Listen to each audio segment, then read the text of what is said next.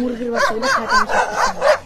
কি অবস্থা, আমি আমার লাইফে দেখলাম যে কুকুর এভাবে শিয়ালকে ধরে হায়নার মতো।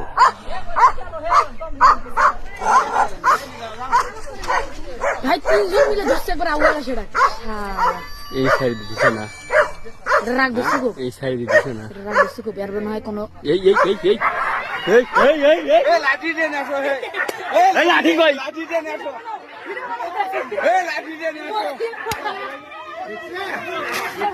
লাঠি দেন আসো,